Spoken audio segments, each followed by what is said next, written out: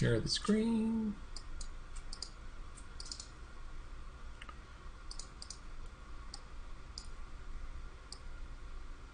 All right. So before we do anything, let's write down all of our properties that we're going to need. So actually, I'll start with this. 5.4 is solving exponential and logarithmic equations. Oh my gosh, it's awful.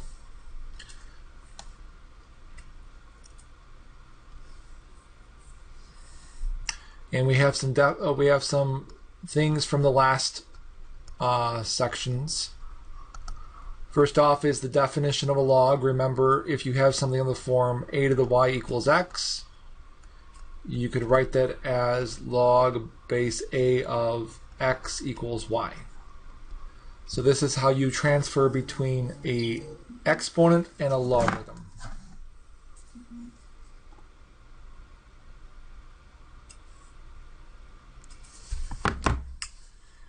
And then we have the product rule.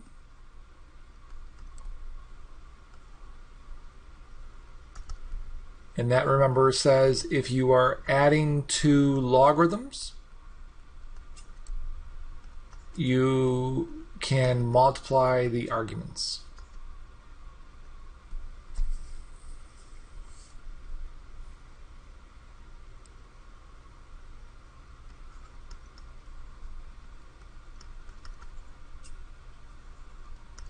And then we have the quotient rule, which says if you are subtracting two logs, you can divide the arguments.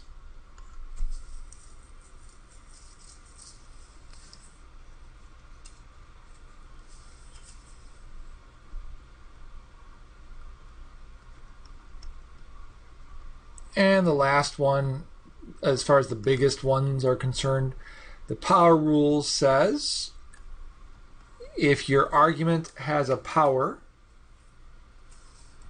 you can bring that power in front.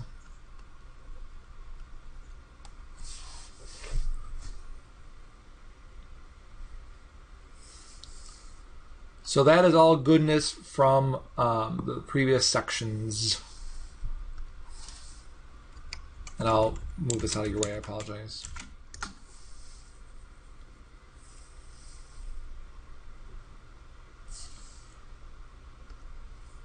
Okay, so in this section, we are learning how to solve exponential and logarithmic equations. There are four types, two types of exponential, two types of logs. The first type of exponential is called one-to-one.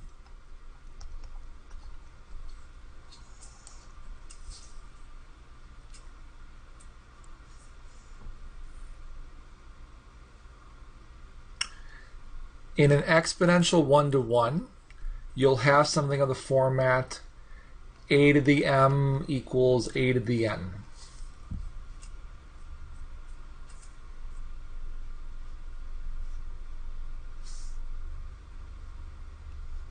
And then you can make that, the next line be m must equal n.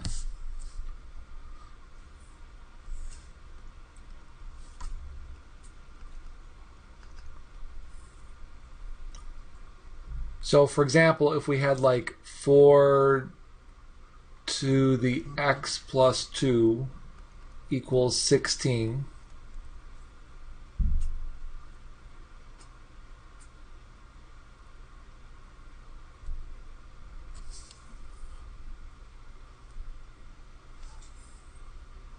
the question is, are you able to manipulate it so that both sides have the same base? And the answer is yes, because 16 is the same thing as 4 to the second.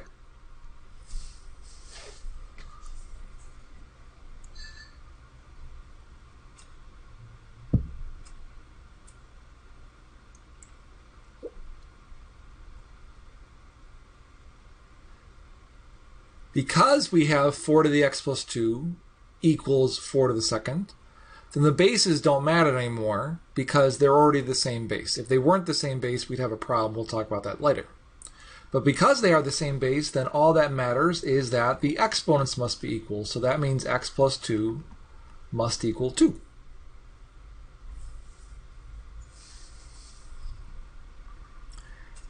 And if we solve for x, we could just subtract 2. And we get a very boring x to be 0. Now, I apologize. My sister-in-law is over at my house to steal food from my fridge. I'm going to yell to her that there's bacon that she can also take. So ignore this random comment. Sabrina, yeah? There's bacon in the fridge. You can take that as well. Bacon? Bacon? There's bacon. Also, my students say hi. Hi. She says hi. All right. All right, thanks. Bye. I look forward to future classes watching this video and having no idea what just happened. Okay, that's good. So that's what makes this exponential 1 to 1. You can write both sides as the same base. Let's try a slightly more complicated one. Suppose we had 5 to the 2x plus 3. Oh, you know what? I don't want to do 5. You'll see why. Suppose we had, oh, that's boring. 9 to the 2x plus 3 equals 27 to the x minus 1.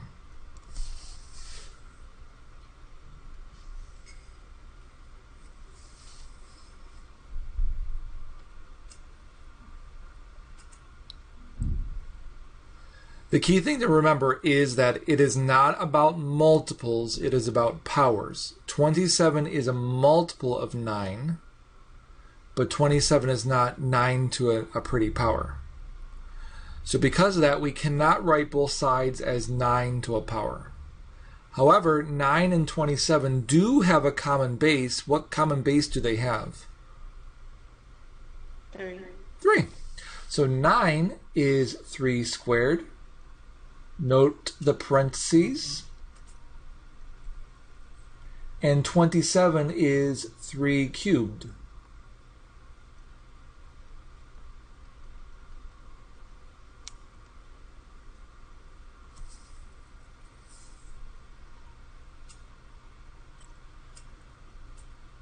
We still can't use this rule yet because it's just a to a power equals a to a power. Well, we have a to a power, which is not the same thing.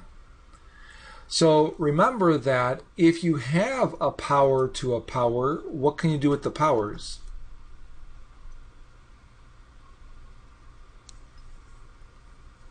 Rhymes with add them. You can't add them. You can't put them in front. And that brings up a good point.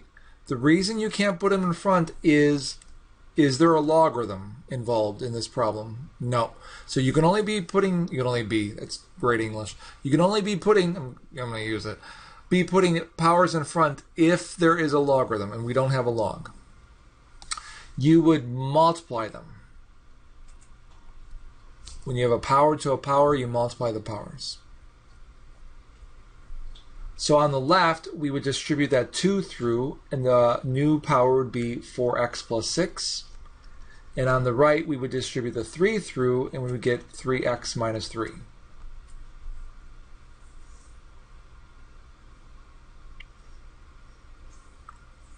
So some of these might take a little bit of elbow grease to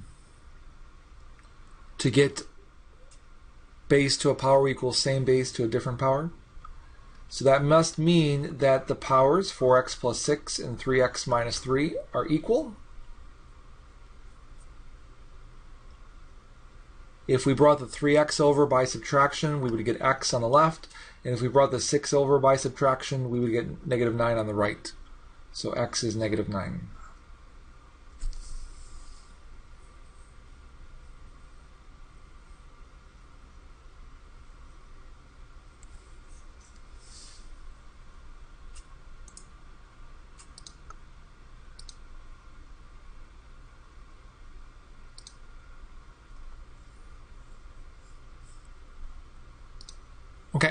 So So that's exponential 1 to 1.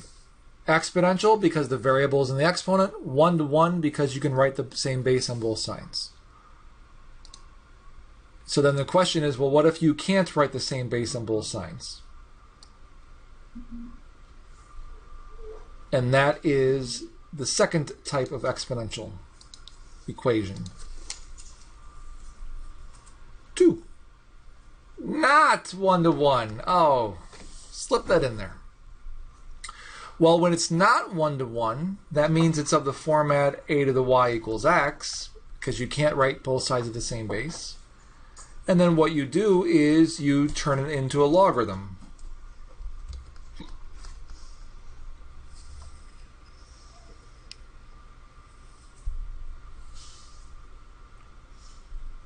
So for example, if we had 12 to the x plus 1 equals 6,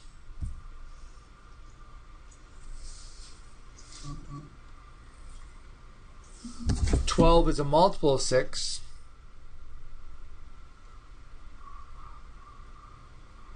but that's not going to help us. 12 is not a power of 6.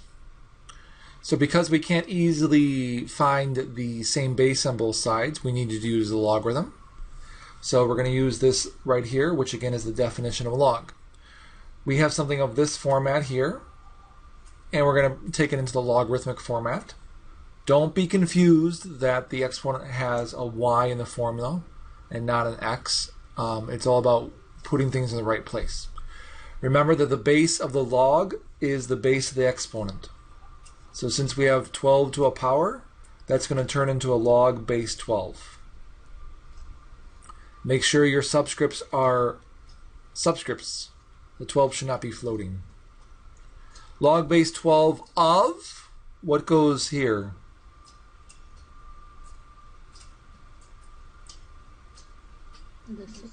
Good.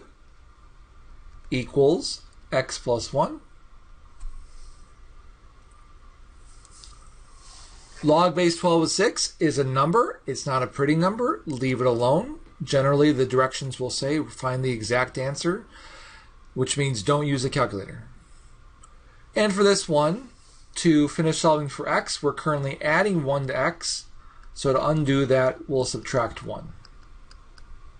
You cannot combine the 6 and the minus 1 because the 6 is with a log.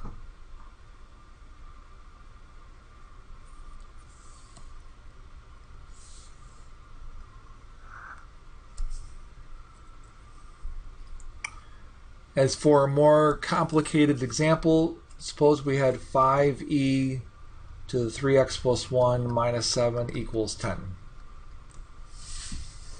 Oh my gosh.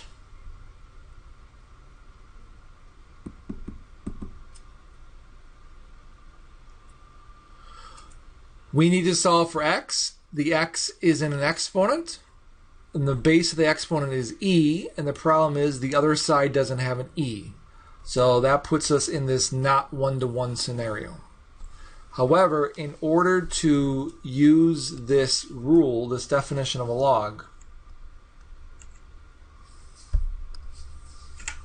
notice that the coefficient on the exponent term is a 1, and there's nothing else being done to it. Meaning that for us, we need to get rid of this negative 7 and we need to get rid of this 5 before we apply this rule. So how would we get rid of the minus 7?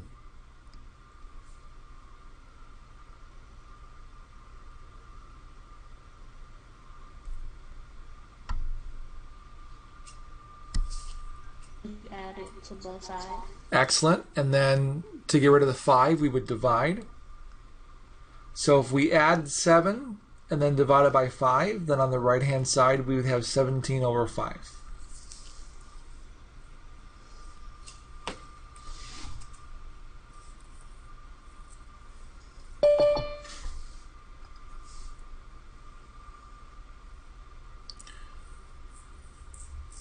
The base of our exponent is e, which means that we're going to have a log base e, but we don't write log base e. What do we write for log base e? Matahavan. Now you know what this answer is. You add them? We don't write log base e. What do we call it? We don't call it in. We call it Oh, ln. ln. Yep, natural log. So the natural log of 17 fifths equals 3x plus 1. So again, do not write log base e. We write natural log.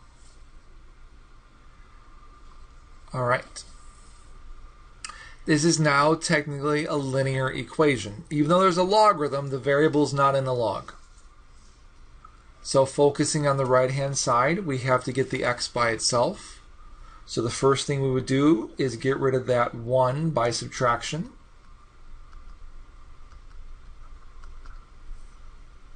And then we'll get rid of the 3 by division. So the exact answer would be the natural log of 17 fifths minus 1 over 3.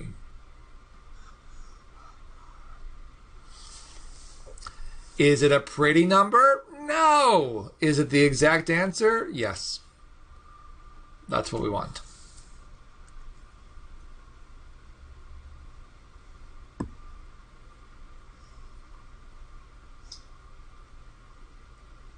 Okay, so one more time. If the variable is in the exponent, it's exponential. If you can write them to be the same base, great. Set the exponents to be the same. If you can't write them to be the same base, that's fine. Turn it into a logarithm. Questions on those?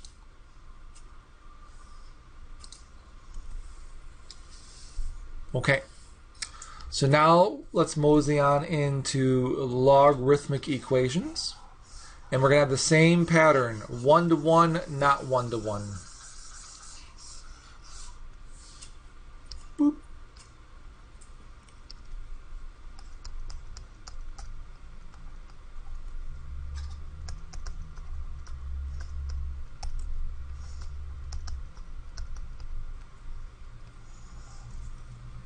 So for logarithmic 1 to 1, we generally will have something on the format log base a of m equals log base a of n. So in other words, log equals log. And then we'll be allowed to set the arguments to be equal.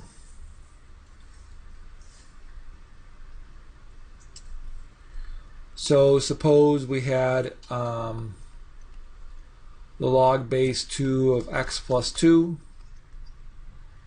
plus the log base 2 of x equals the log base 2 of, give me a second, because this is hard to do in my hand. Hold on.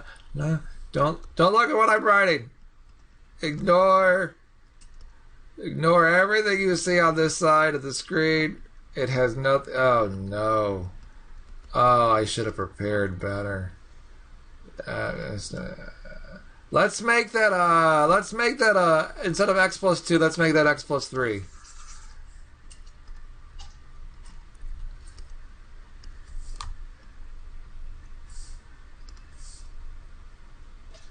And we'll, oh, that's so boring. Oh, okay. This is boring, everyone. I'm so sorry.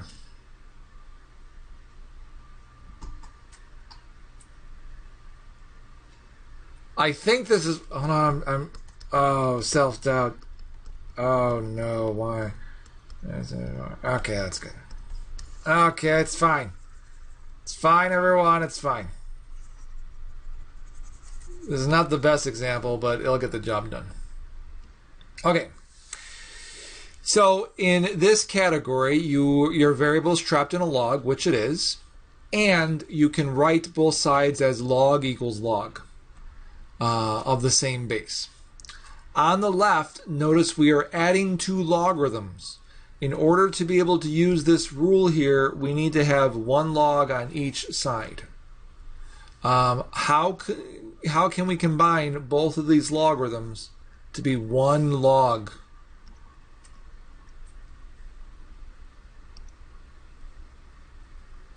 So when you're adding two logarithms, what are you allowed to do to the arguments?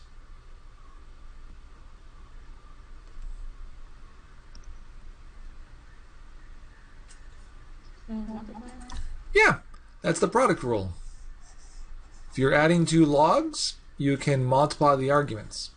So we'll have log base 2 of x plus 3 times x is x squared plus 3x.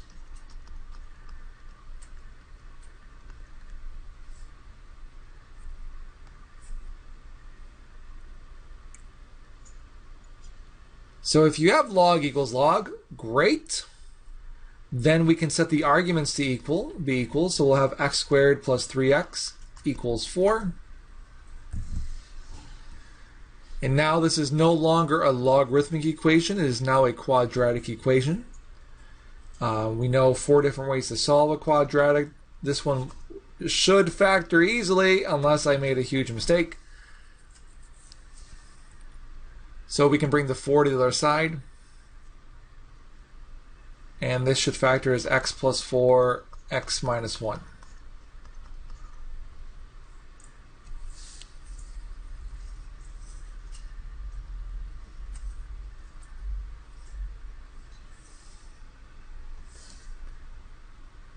So notice that says x equals negative 4 and x equals positive 1.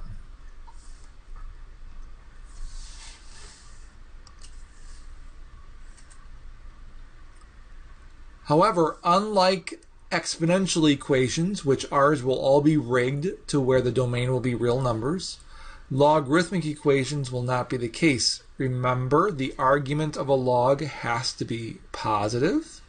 If I put negative 4 back into the original arguments, either one of them, in fact, notice I would get something negative.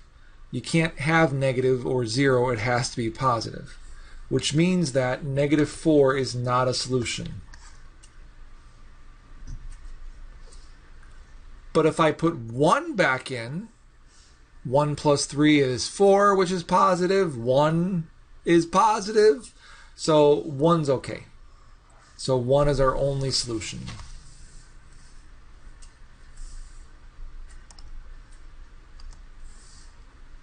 Oops, sorry. There we go. So if you can write log equals log, great. Set the arguments to be equal. And as you might guess, well, what if you can't write log equals log? Well, then it's not 1-to-1.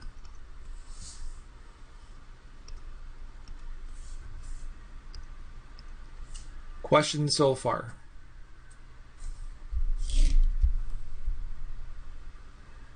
Okay, so if it's not 1-to-1, then we go backwards, so to speak.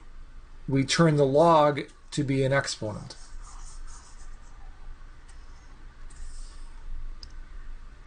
So that means we'd have something of the form log base a of x equals y, and we turn it into an exponent, a to the y equals x.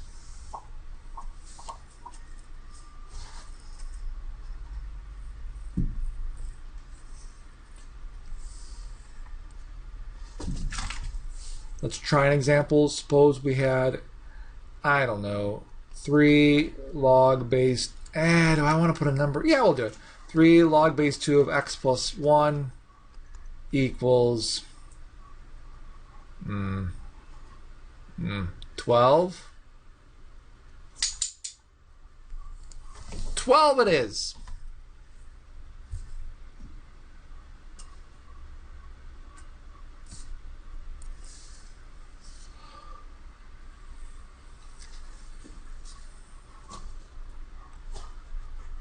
So in order to use this rule in blue here, notice again, we have to worry about the coefficient. Notice the coefficient of the log is a 1. We currently have a 3. We have to get rid of that first by dividing both sides by 3.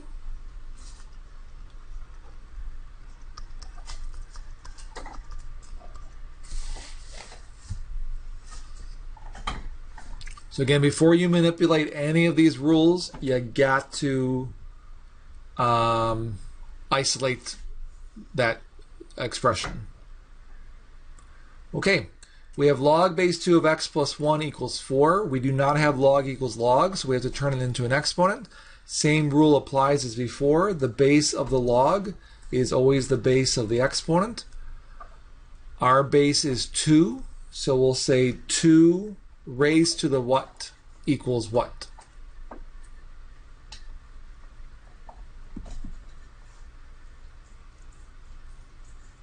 This is the second equal. 2 to the... Second power before. So put everything in the right place. So our a is 2, our x is x plus 1, and our y is 4. And we need to... 4 equals x plus 1. Excellent. 2 to the 4th equals x plus 1. Great. 2 to the 4th is 16. And if we subtract 1, we get our answer of 15. And 15 is good because if you put 15 back in, it does not cause division by 0.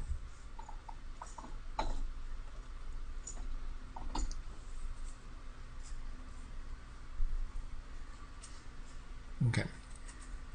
So those are your 4 equations in the section. Exponential, logarithmic. They each have a one-to-one scenario and a not one-to-one scenario.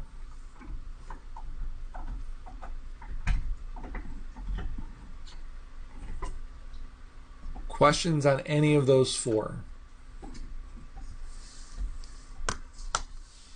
Okay. Muy bien.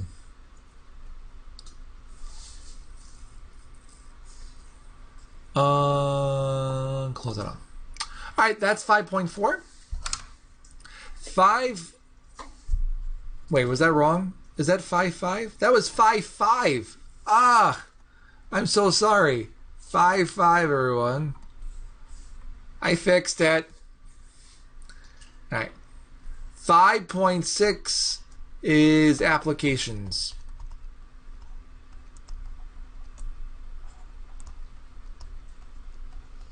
Mainly growth and decay.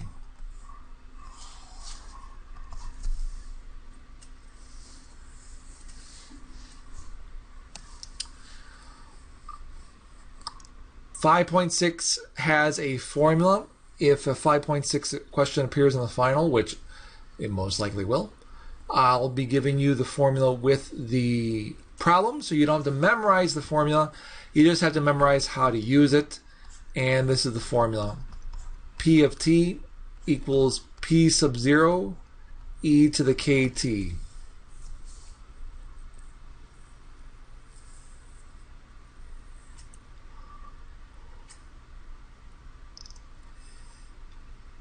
The comment is that every author, unfortunately, can write their own formula as they see fit. But if you've ever seen A equals PERT, it's the exact same formula, just different notation. So they mean the exact same thing. So don't freak out that there's a P sub 0.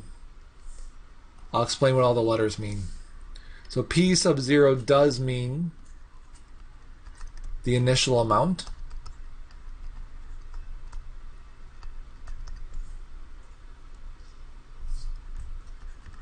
K is the exponential growth rate.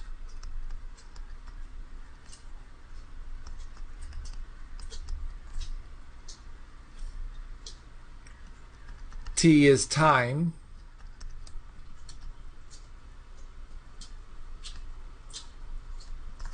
Usually yearly.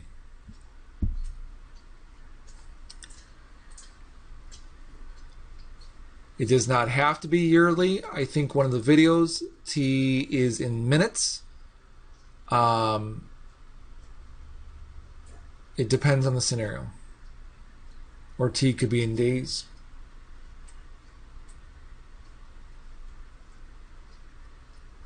E is not a variable. E is the exponential. E is the exponent. E is a number. Done. I said it. That 2.71828 number. So, for example, I want to pull one from the homework, or at least the textbook, so we can because I don't want to do the one on the practice test, so you guys have a try at that to see how you did. So I'm gonna pull one from the book. Grade book? No.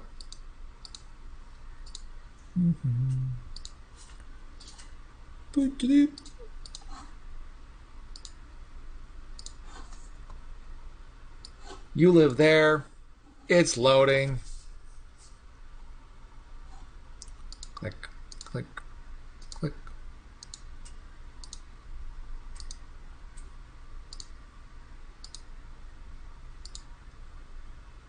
All right, we're almost.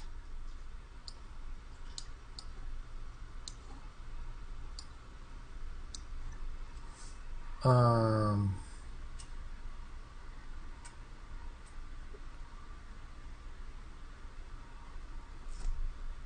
right, that's fine. We'll do that one.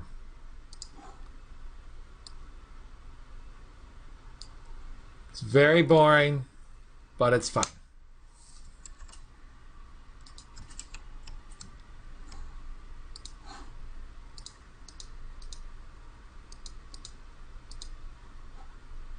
Okay.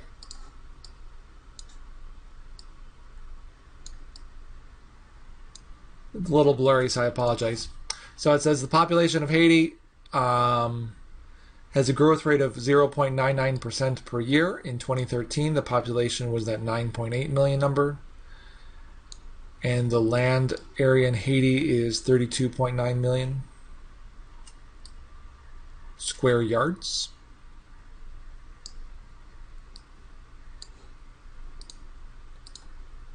And the question is when will basically every person get their own square yard?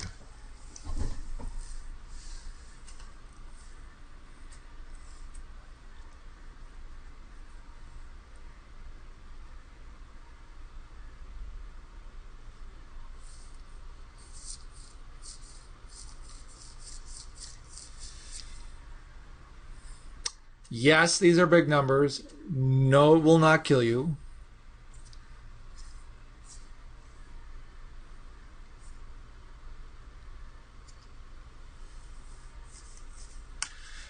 And so if this were on the test, the last line would probably be use the formula, boom, in your answer. And so you'd have the formula in front of you. So the whole idea is they want it to be every single person in Haiti has their own square yard.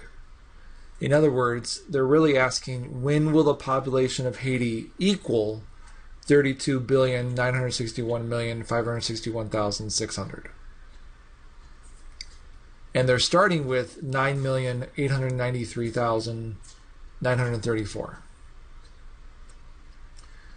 By asking after how long, what letter are we solving for?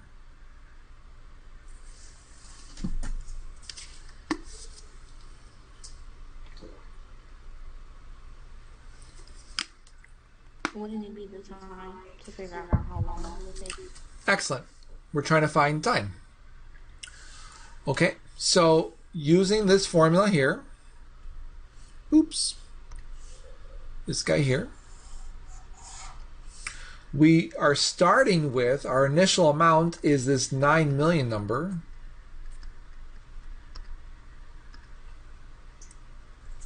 P of t is the population at time t. We don't know what t is, but we want the ending number to be this 32 billion number.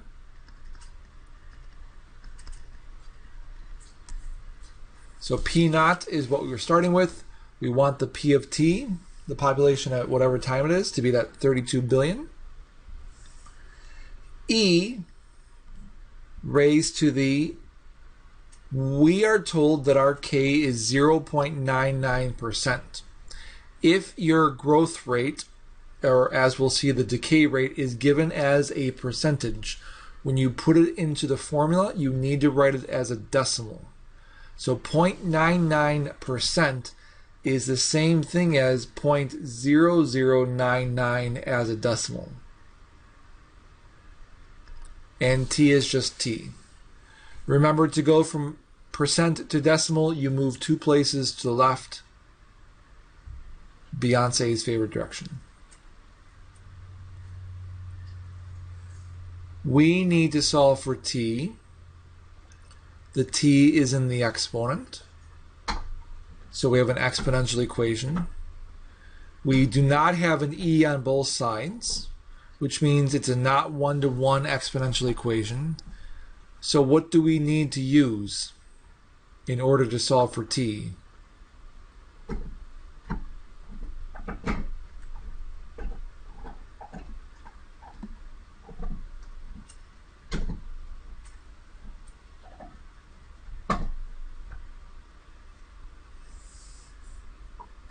So we have an exponential equation, not one-to-one. We need to turn it into a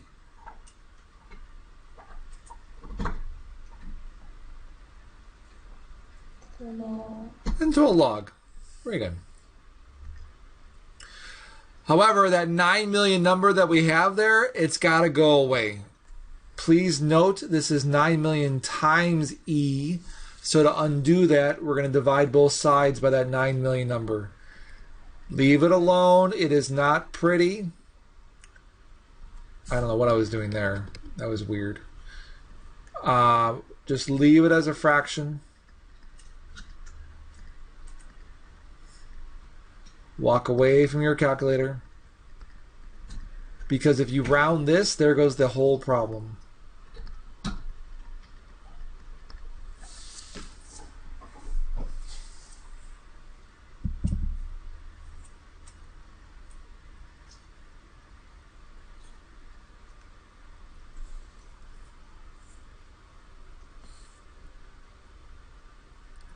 So even though it doesn't look it, we have something of the form x equals a to the y. And we're going to turn that into a logarithm, log base a of x equals y. Because our base of our exponent is e, we don't again write log base e, we write natural log. And it happens to be natural log of this glorious number.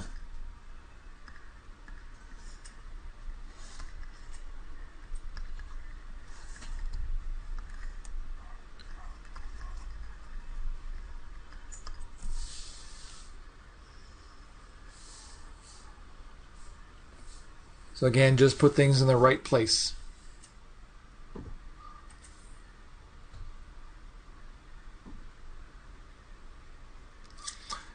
We're currently multiplying t by 0.0099. So to undo that, we'll divide both sides by 0.099. 0.0099, excuse me.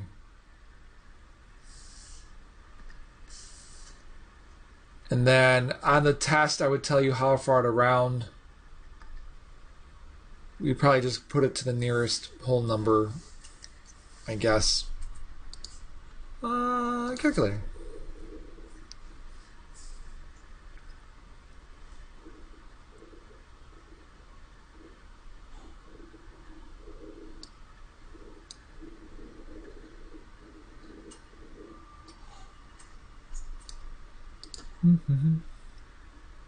Oh no.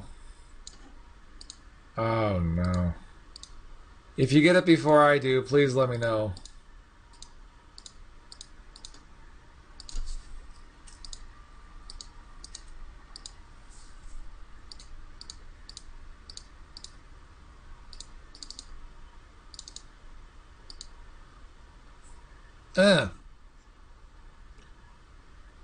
So if I type that correctly, it looks like in 819 years, there will be 1 square foot of square yard of land for every person in Haiti. So we're safe. Woohoo!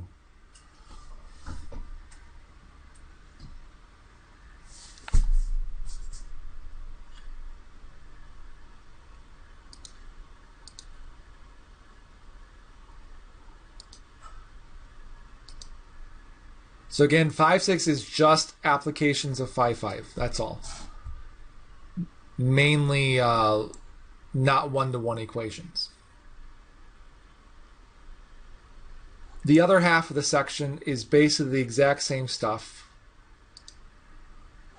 Whereas instead of KT, you have negative KT. And now it's an exponential decay rate is the definition for K.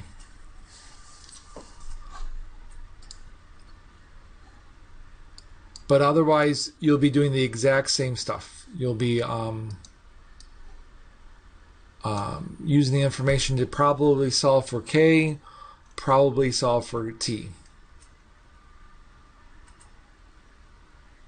Trying to find, let me see if I can find a good one.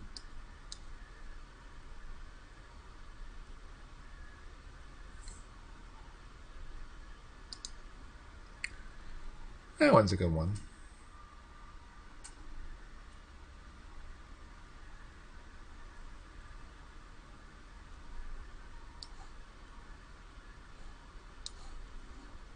That's that one. All right, I'm going to erase some stuff here. Boop.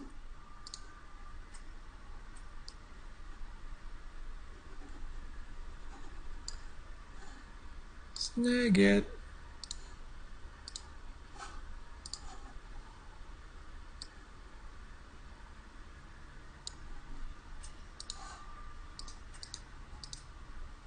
Peace.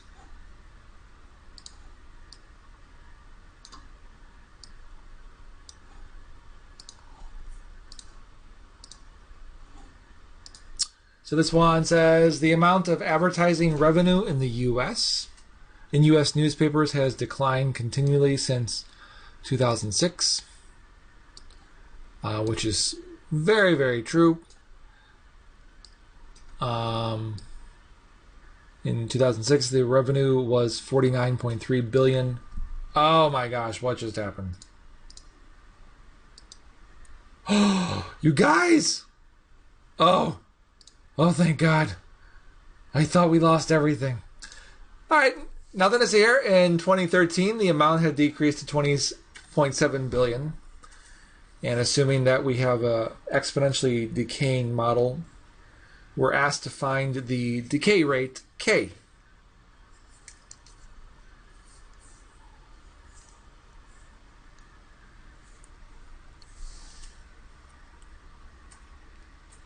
And where T is the number of years since 2006.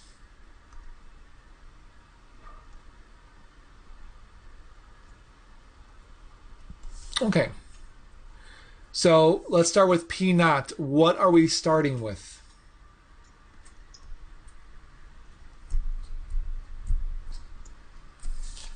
What was the amount at the beginning?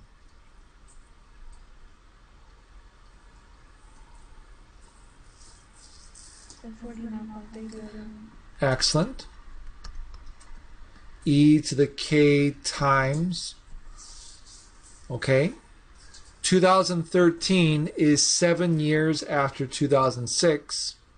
So putting that together, when T is 7, P of T is really P of 7, and that's 20.7. And I made a mistake here. I forgot the negative on my KT. So our equation should be 20.7 equals 49.3 e to the negative k times 7.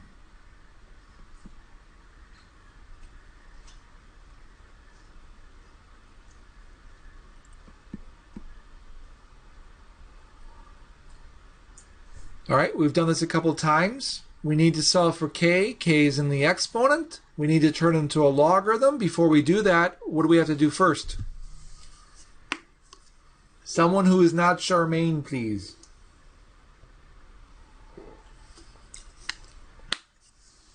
Charmaine, please don't change your name to then be able to answer the question. Divide both sides by 49.3. Good. Now, typically, we don't like decimals and fractions, but this is just an intermediate step because we're going to throw this in the calculator. So don't worry about cleaning up that fraction. All right. What type of log will this turn into?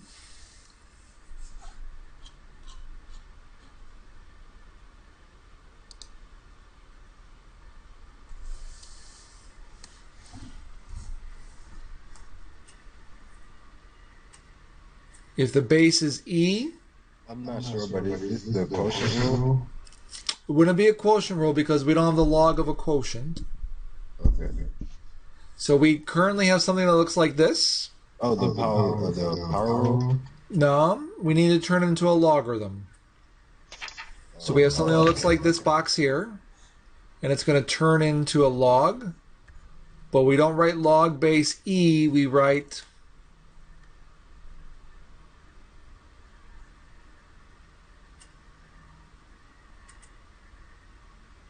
natural log. So it'll be natural log of this fraction equals negative 7k.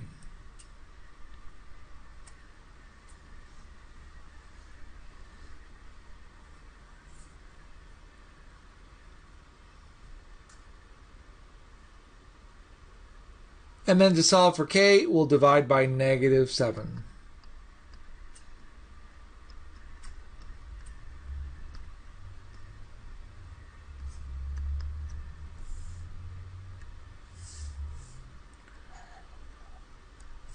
So the natural log of that fraction divided by negative 7 is the exact value. We could use the calculator to get an approximate value.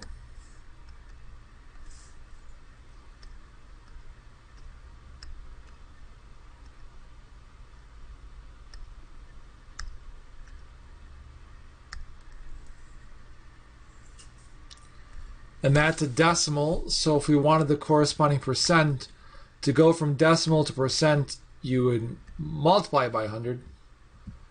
So the decay rate is approximately 12.40% if they had asked for a percentage.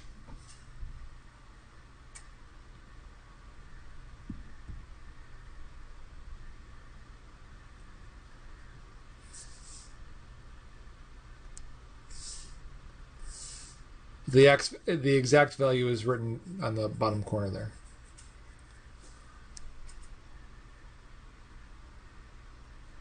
Okay.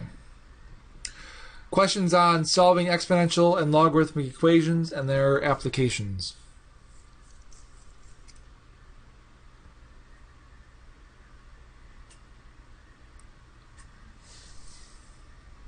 All right. So that's chapter 5. We jump to chapter 11 because that makes sense that after 11 is 5. 11.1 is sequences and series.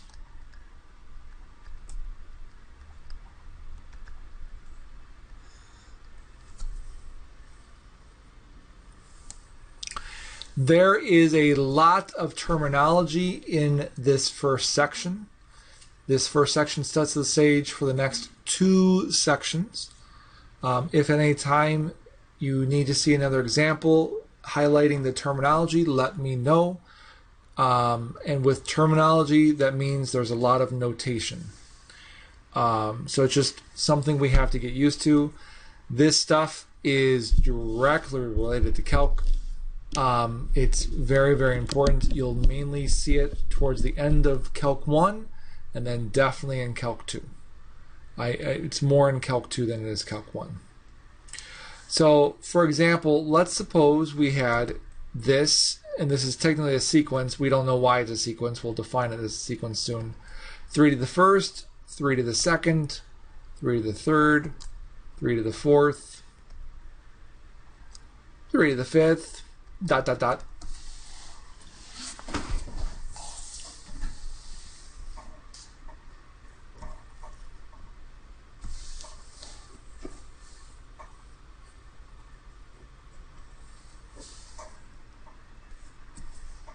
This is an example of a sequence, and the reason being is a sequence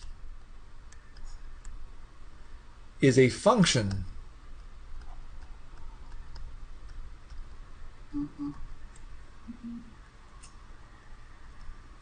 whose domain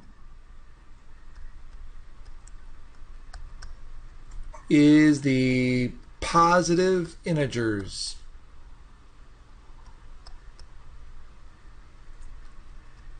One, two, three, four, five, dot, dot, dot.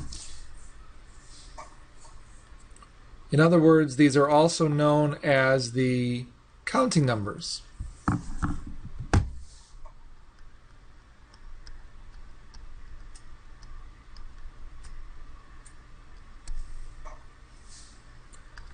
So a sequence is a function whose domain are the whole numbers.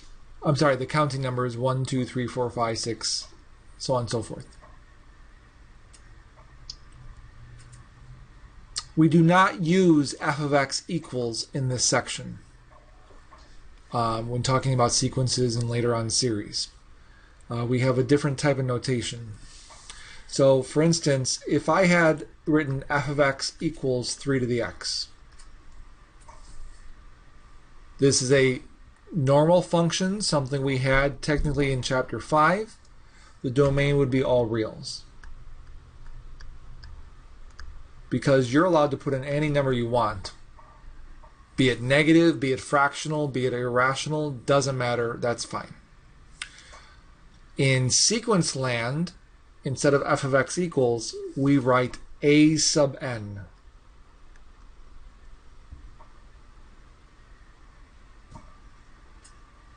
And for us, it would look like a sub n equals 3 to the n.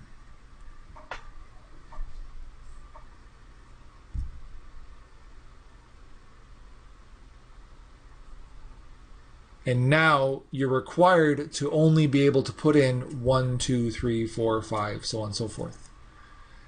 You can't be putting in decimals, fractions, so on and so forth, in for the variable in a sequence. It's not allowed. They have to be whole numbers.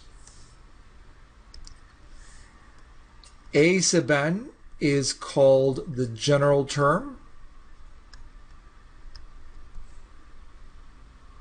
or the nth term.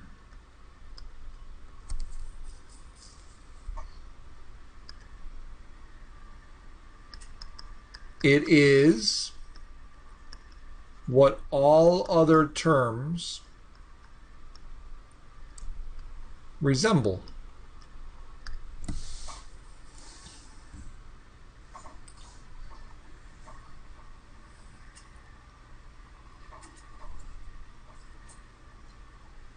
In other words, every part of this sequence, 3 to the first, 3 to the second, 3 to the third, all have the format 3 to a number, where the number is a whole number.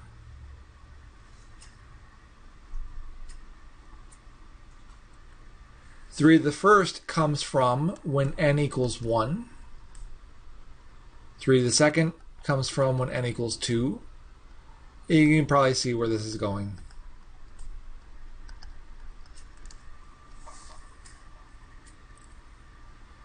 So if I wanted you to find the 20th term, what would the 20th term look like?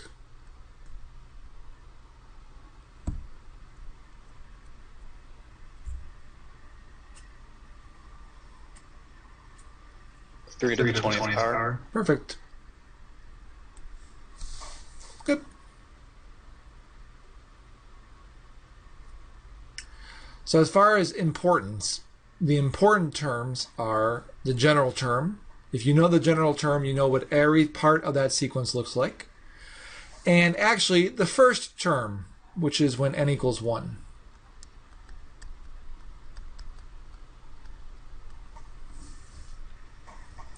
Now, we won't be writing n equals 1, n equals 2, so on and so forth. Instead, we use this format of a sub n.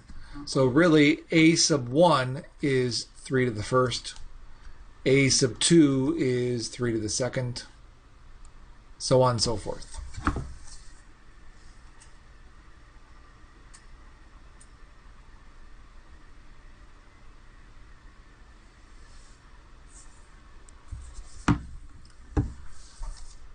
Now, as far as categories of sequences, we're going to hit two very important types in 11.2 and 11.3, so next week.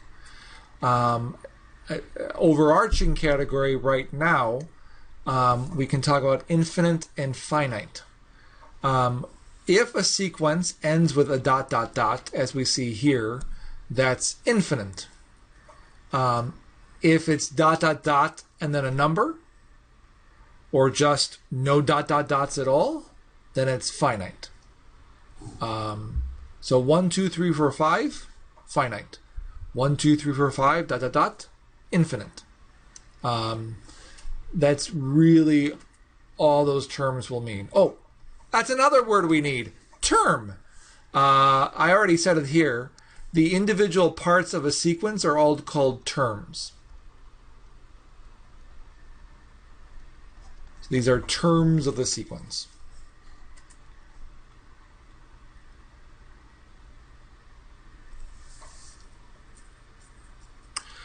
So recap. A sequence is a function where all you're allowed to plug in is 1, 2, 3, 4, 5, 6, 7, 8, 9, 10, dot, dot, dot. It does not have to look pretty. It does not have to form a pattern. We love it when things form patterns, but not everything forms a pattern. So for instance, if I had 2, 9, 16, 23, 30, 1, 8, dot, dot, dot. That's a sequence. Does it form a nice pattern? It starts off forming a nice pattern because it looks like we just keep adding 7.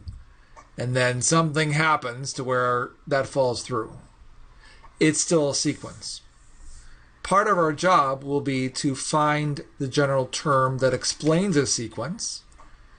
All of those types of questions, the sequences are rigged to work out very nicely, but in reality, it may not work nicely at all. So there's that.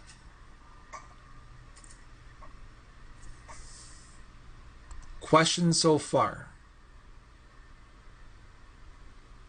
Okay, so let's do one of our first major tasks, and that would be finding the terms of a sequence.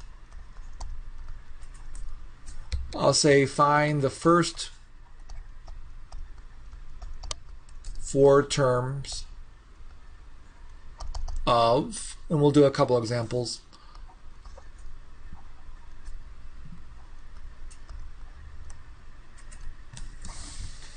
And suppose for our first one, our general term is 2n minus 5.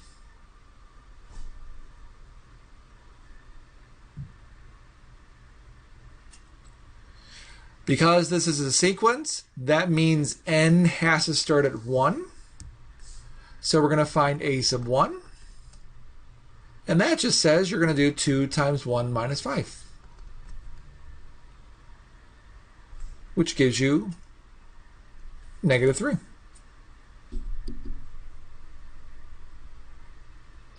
We do that 3 more times. We're going to find a sub 2. What does that say to do?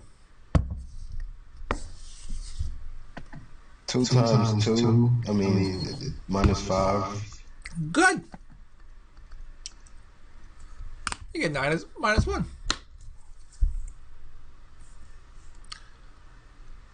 We're going to do that same for 3 and for 4. So really the only trick is to remember that you have to start at 1.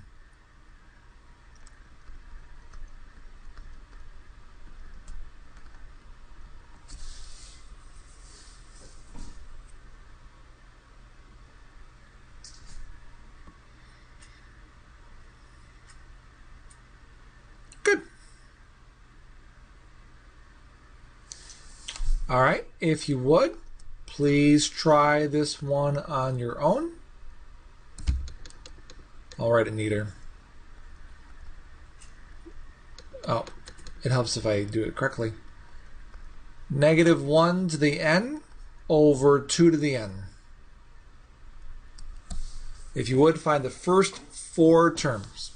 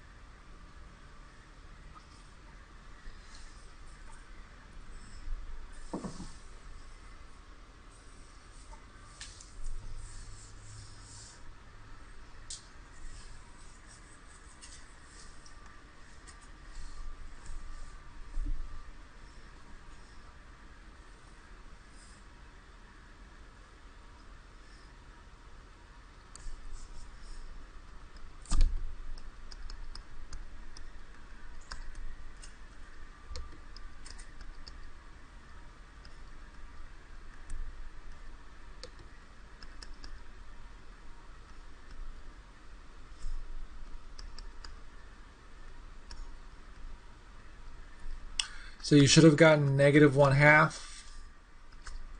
+1/4, -1/8, and +1/16.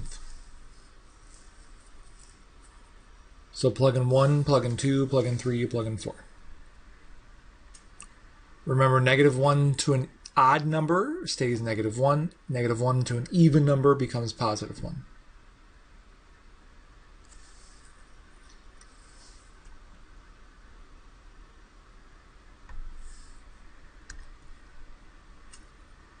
Questions on that one?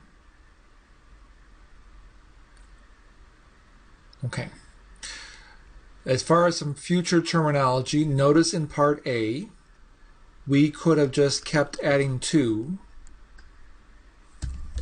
to get the next number.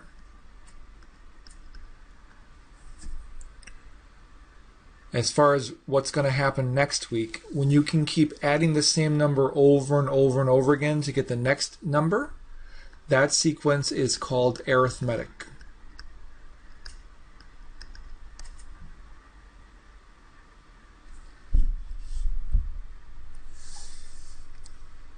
We're going to formally define that in 11.2, so don't worry about it too much for right now.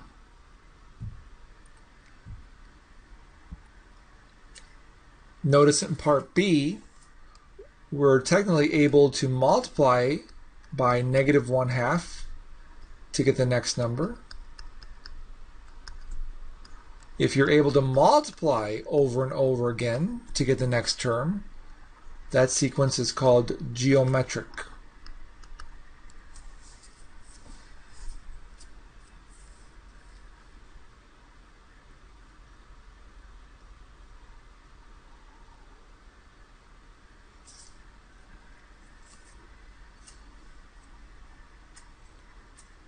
In part B as well, another term to come across is, notice the signs kept changing. Negative, positive, we just didn't write the positive, negative, positive. If the signs keep changing, that has the name alternating.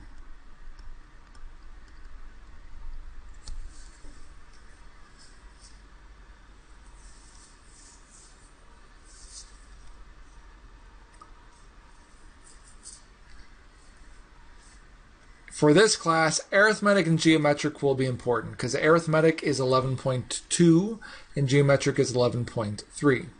Alternating, that term, not as important. It is important in calc. So part B's full title would be an alternating geometric sequence.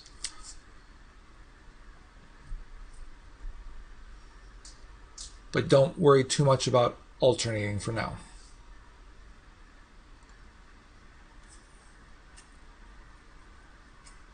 Okay. Another type of sequence we could have is what is called a recursive sequence.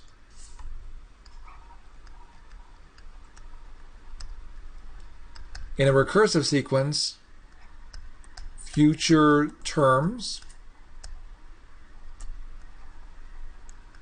depend on previous term or terms.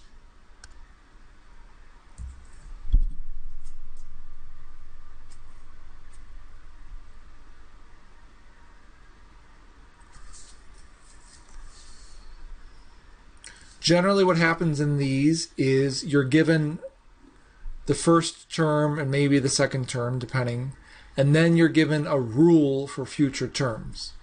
So, for instance, if I told you that a sub 1 was negative 3 and a sub 2 was 2, just making that up,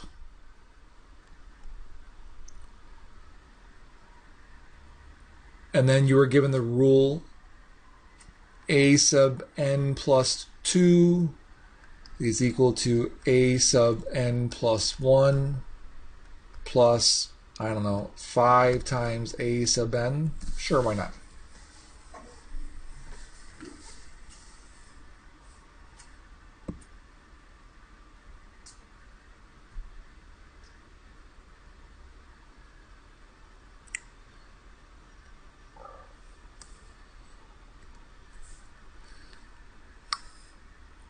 Well, after the voice in your head stops screaming, all we have to do is really evaluate the function. It doesn't look pretty. We're just playing with notation here.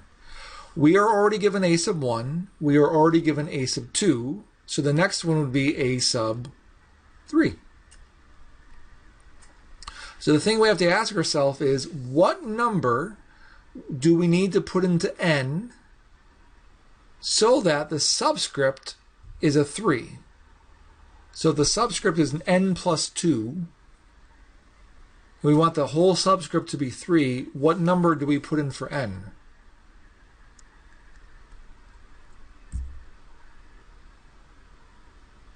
One. Yeah.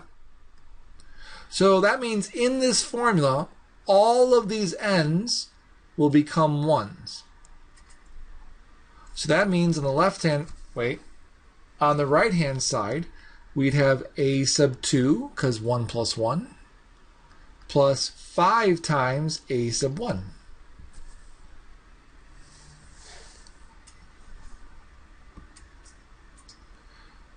Well, we were told that a sub 2 is 2. Plus, we are told that a sub 1 is negative 3.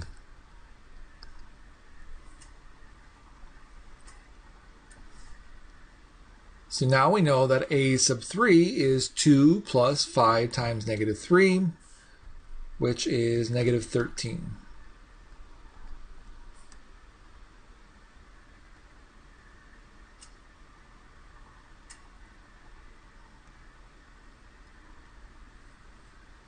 So again, we're using this format, which says in English, the next term is the previous term plus 5 times the term before that one.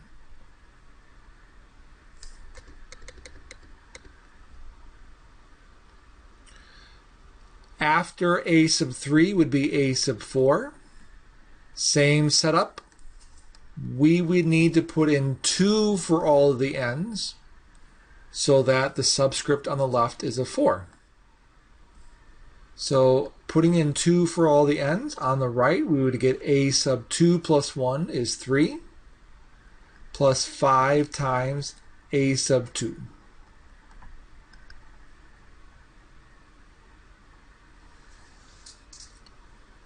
A sub 3 we previously found to be negative 13. A sub 2 we were previously told was 2.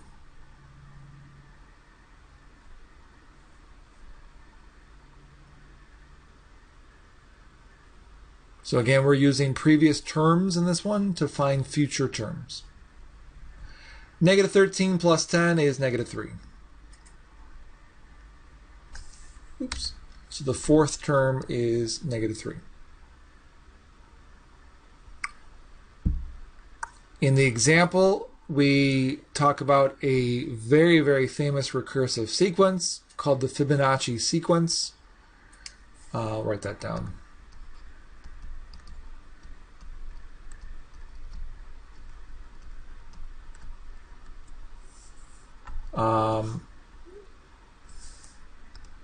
So be sure to watch out for that one. Lots of good math happening from the Fibonacci sequence. And I think I mentioned in the video, it came from rabbits. They had nothing else to do back then. So they talked about rabbits. Okay. So in these three examples that we've done so far, you were asked to find the terms of the sequence. Now we're going to go the other way. You'll be given the terms of the sequence, and you'll be asked to find the general term. So suppose we had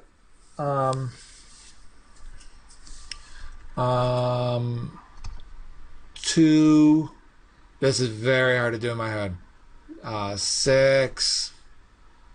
Oh no. Oh no. 2, 3, 4, 5, 4, 5, 6. There we go. 2, 6, 12, 20, 30, 42.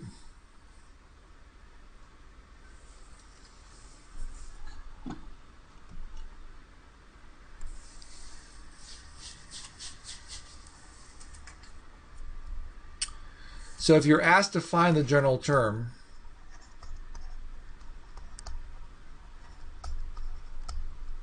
that means you're asked to find a sub n, and this is the thing that will mimic, that all other terms will mimic. Unfortunately, in this section, it is a humongous puzzle. You're basically doing like a Sudoku kind of deal. There are suggestions, but there's no step 1, step 2, step 3. The main suggestion, in my opinion, is you're allowed to manipulate the sequence. You're allowed to rewrite it how you want. So in our very first example, I did not have to write 3 to the first, 3 to the second, 3 to the third. I could have written 3, 9, 27, 81, 243, dot, dot, dot. But the bad thing about that is you would not have seen the 1, 2, 3, 4, 5. So easily, at least. But that's actually the trick, in my opinion, is to rewrite it so that you do see a 1, a 2, a 3, a 4, a 5. Because we need to be able to plug in 1 and get the number 2. We need to plug in 2 to get the number 6. When we plug in 3, we should get 12, and so on and so forth. Because we're pressed for time, I apologize. I will flush it out for you. And again, anything's allowed as long as you don't change the value of the terms, you're allowed to rewrite it as you want. 2 is the same thing as 1 times 2. 6 is the same thing as 2 times 3. You can probably see where this is going. 12 is 3 times 4. Then we have 4 times 5, 5 times 6, 6 times 7.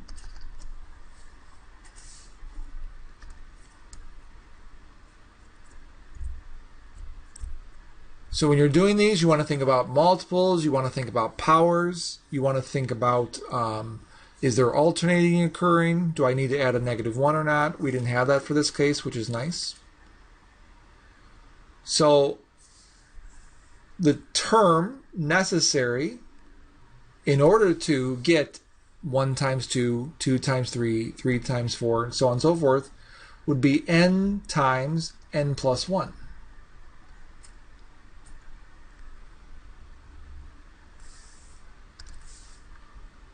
So when I plug in 1, I get 1 times 1 plus 1, which is 2. When I plug in 2, I get 2 times 2 plus 1, which is 3. So on and so forth.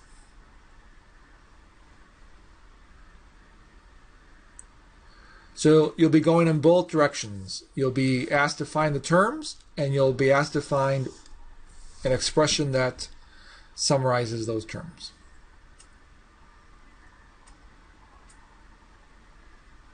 Okay, that's the first half of this section. I know, hold your applause, we're almost done. The second half of the section is series.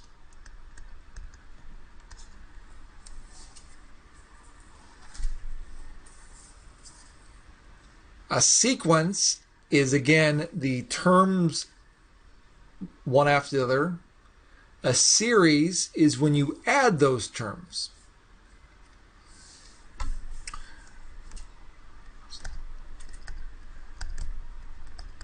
Oh, I don't know how to math, everyone. So this guy is a sequence.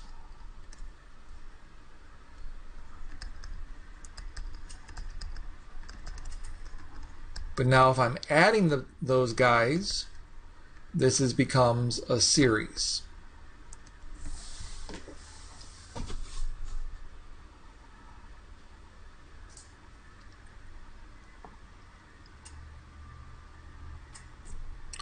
There are two types of notation for this, for series. And it all depends on if it's a terminating sum. Like, for instance, if I had 2 plus 4 plus 6 plus 8 and stop, this is called a partial sum. Now, if you call it a finite sum, that's fine.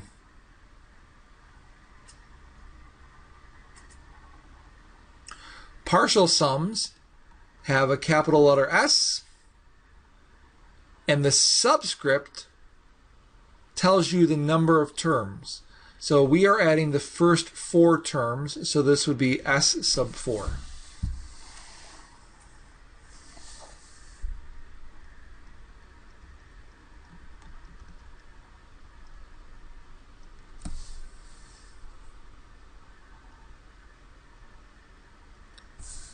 So just to be clear, if you were asked to find S sub 6 for this related sequence here, that means add the first 6 numbers. So 2 plus 4 plus 6 plus 8 plus 10 plus 12. Whatever that number is, I think it's 42.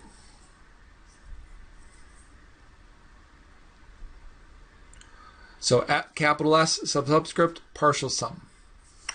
The other type you can have is an infinite sum.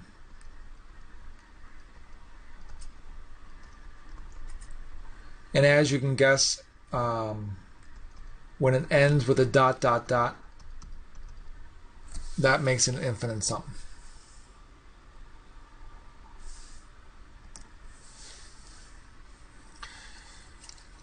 We will be able to sometimes find the sum of an infinite number of numbers, which might blow your mind that you can add an infinite number of numbers.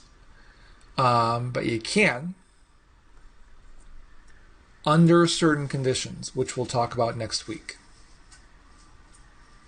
So capital S is one of the 2 notations for a partial, for a series.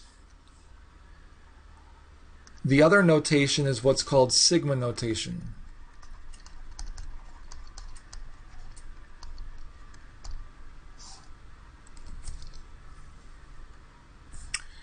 In sigma notation, first off, it freaks students out, don't freak out.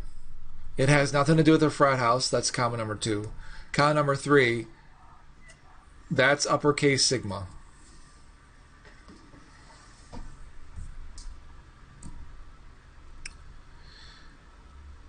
In sigma notation, it has 3 parts.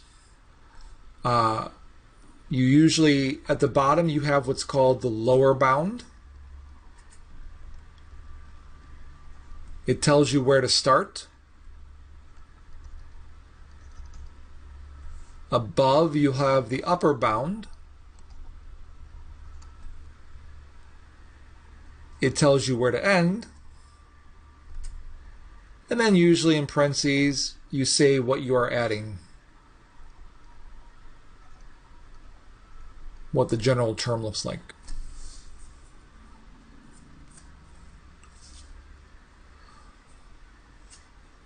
We usually use the letter N for a sequence. We usually use the letter K for a series. It doesn't matter. You could use K's for everything. You can use N's for everything. And sometimes you'll see the letter I. So for instance, if I had the sum of from K equals 1 to 4 of 3K,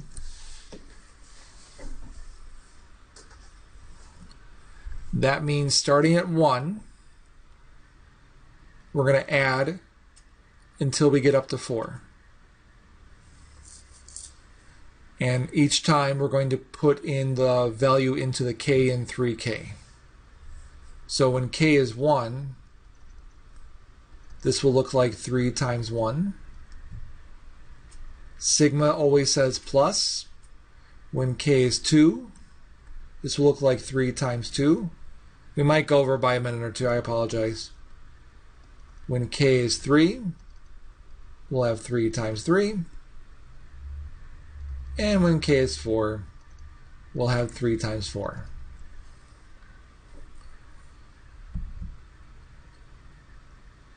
And we stop there, and the reason we stop there is because we hit our upper bound.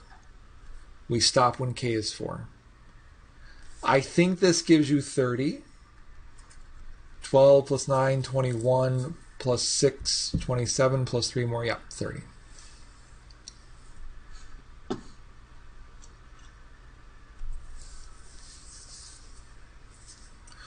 But then you're going to go in both directions. Sometimes the other direction would be you'll be given the sum and you'll be asked to find the general term or the sigma notation.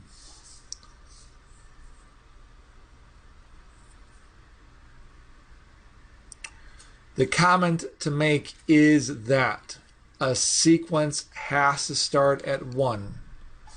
A series can start at any number it wants to. There's no restriction. We tend to start at 1, but it could start at 0. It could start at 27. Doesn't matter. But again, a sequence has to start at 1.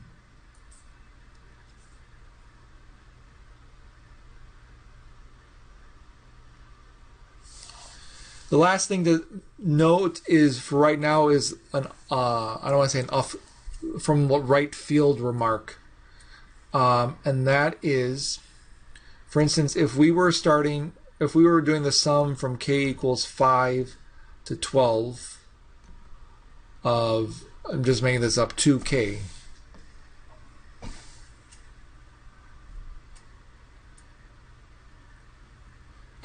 We're not going to actually do it because that's not the point of this question. Notice when we summed from 1 to 4, we had 4 terms. 1, 2, 3, 4. How many terms should we expect if we're going from 5 to 12? And don't say 7.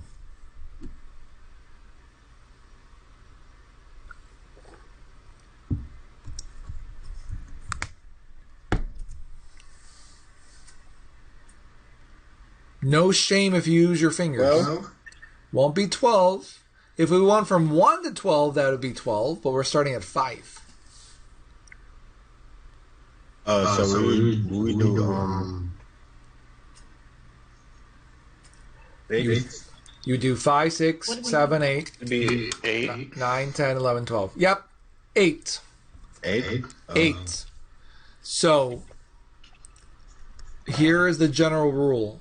If you are summing from M to N, like we have here,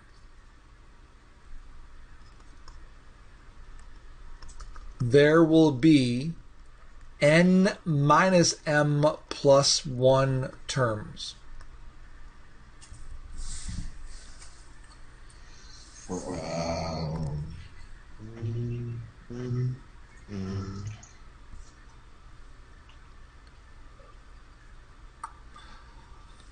So this is no different. If you go from 1 to 10, we know there's 10. If you go from 0 to 9, there's still 10. 9 minus 0 plus 1. This thing is going to come up to say hello in the next section. So for right now, it's just a one-off. Boop. Okay, that is enough for today. As a comment, so next week we obviously have class. Next Thursday is